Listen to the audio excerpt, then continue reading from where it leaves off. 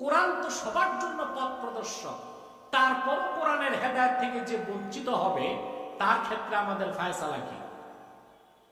হেদায়েত থেকে বঞ্চিত হচ্ছে না মানুষ? এটার জবাবে ইমাম বেজাবি লেখেন,